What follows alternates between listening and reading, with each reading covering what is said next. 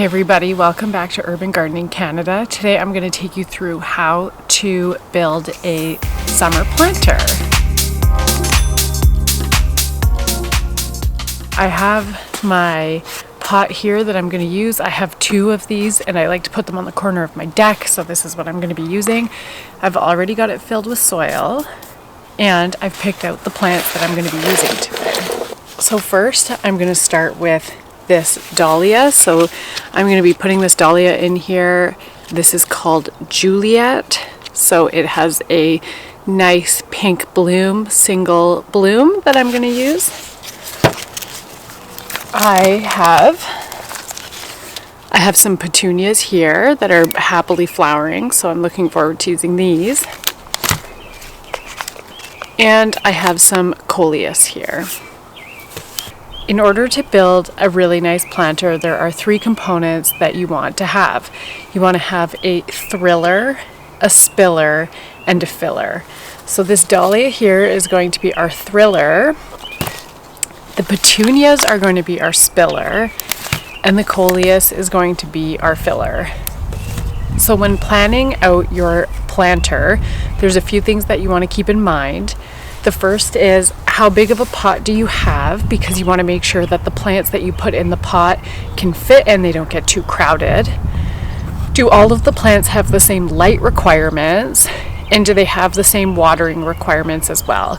Because you don't want to plant a succulent with another plant that is very thirsty, because you won't be able to water them properly and make them both happy.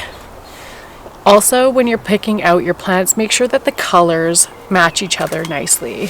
So I feel like the pink of the petunia and the purple of the dahlia flowers, the green of the leaves contrast really nicely, while the pink of the petunia flowers really pull out the red of the leaves. And then I have some dark coleus here that do really nicely with the dark leaves of the dahlia. Coleus normally do prefer more shade than sun compared to the other two plants, but the way I'm going to be filling it in, they should get shaded out a little bit and should look really good together. Some of my coleus don't look so good because they got hit by frost a few days ago and they are very frost sensitive, but there's a couple healthy ones still in here that I'm going to use. So let's get into it. So right now my pot isn't too full because I have to be able to fit the plants that are in here. So I didn't want to have too much soil in here that I was going to have to be spilling it out. And so we will just top this up with soil after. And so you can use different tools that you want to use in order to plant. You can use your hands, you can wear gloves, it's up to you. I like to go without gloves on. And so I'm just going to dig a hole somewhat in the center towards the back for my thriller. And so what a thriller is it's a plant that's generally very upright and the tall kind of feature of your planter.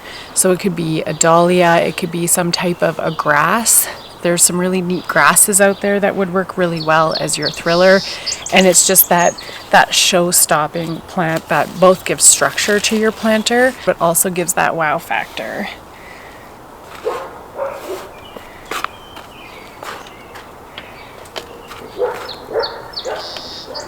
All right, so I am planting my dahlia at about the height that I want the soil. So I leave the soil about 1 inch lower than the pot, so that way there's space for me to water it without all of the soil overflowing. So I am planting, when I take my plant out of the pot, I want to make sure that I'm not planting it any deeper or any shallower than it was in the pot, and I'm keeping that height that it originally was at the 1 inch below my pot mark.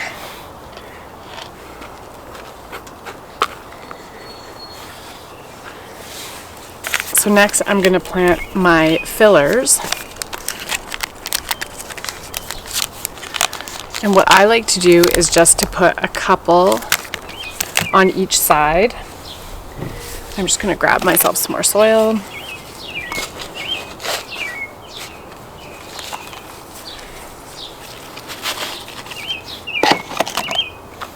And so I like to just keep my plants at the side so they can fill up the space between my thriller and my spiller.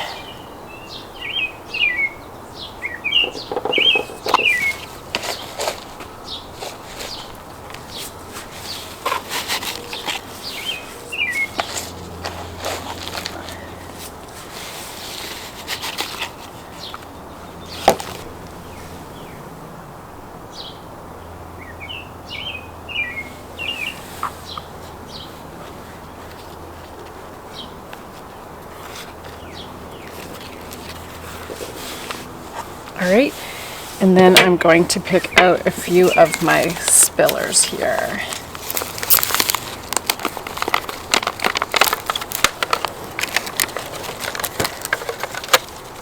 So these petunias that I have here, I actually grew these from seed. I've bought the seeds quite a few years ago and I've been saving seed ever since. If you're interested in knowing how to save petunia seeds and growing them yourself to save yourself some money and getting to select what color you want, I will show you this in a future video, so stick around.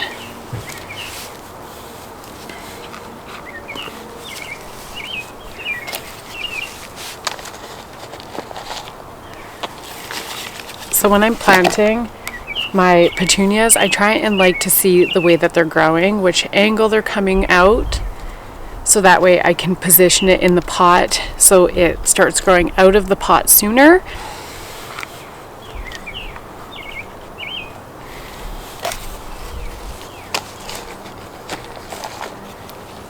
And I'm just going to keep adding soil until I get to the height that I'm hoping to get to. And I'm just going to readjust one of my plants here.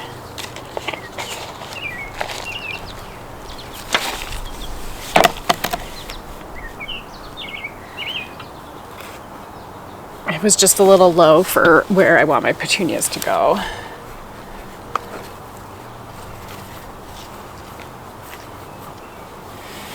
Okay, that's my first one. And here's another one. I've got a couple spent blooms because it's been blooming for a little while, but look how beautiful that is.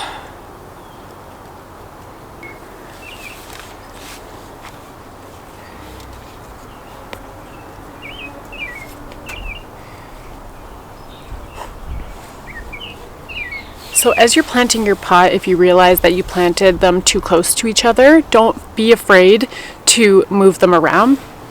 They don't have to stay in that permanent position that you first planted them. You can continue to work on it until it looks and feels right for you. Your plant won't be upset if you plant it and then move it while you're working on it at the same time.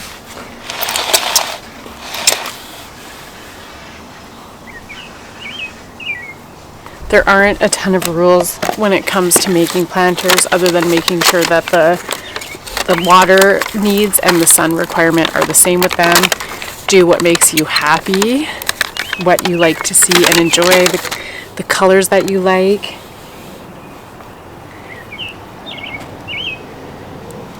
These are meant to be a fun thing that you can build. And it just gives you a wider selection than what you can buy at a greenhouse if you build your own.